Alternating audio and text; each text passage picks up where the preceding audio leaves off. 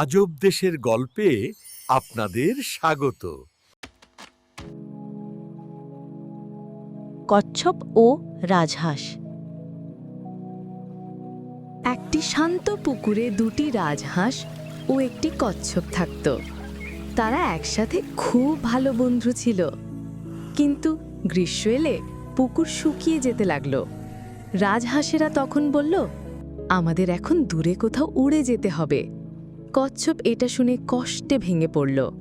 সেই বলল, তোমাদের ছাড়া আমি এখানে একা থাকতে পারবো না। সে বলল, যখন পুকুর পুরোপুরি শুকিয়ে যাবে তখন আমিও এখান থেকে চলে যাব। রাজহাঁসিরা জিজ্ঞেস করল, তুমি কিভাবে যাবে?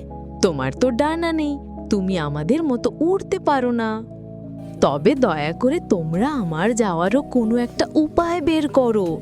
কচ্ছপ অনুরোধ করল অনেক আশা নিয়ে। রাজহাঁসেরা তখন অনেক ভেবে একটা উপায় বের করল, যা হয়তো কাজে লাগতে পারে।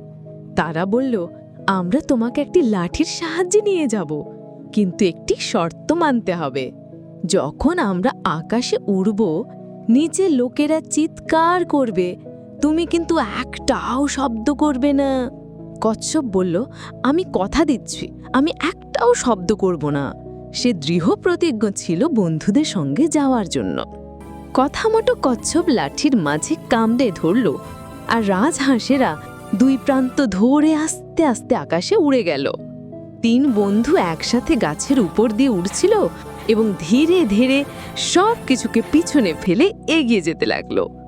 নিচে মানুষজন সে অদ্ভুত দৃশ্য দেখে চমকে উঠল আর হেসে হেসে কথা বলতে লাগলো।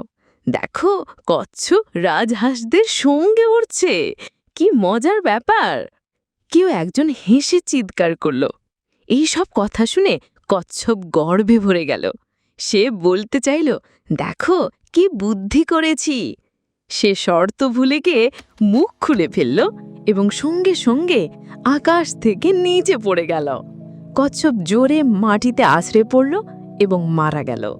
তার অহংকারই ছিল এই পরিণামের কারণ। রাজহাঁসেরা ঘুরে ঘুরে তার দেহের উপর দিয়ে উড়ল। তাদের চোখে ছিল গভীর দুঃখ। প্রথম রাজহাঁস বলল, ভালো পরামর্শ মানা উচিত, না হলে এরকম দুঃখজনক পরিণতি হয়। দ্বিতীয় রাজহাঁস বলল, বুদ্ধিমানের কাজ হচ্ছে সময় বুঝে চুপ থাকা।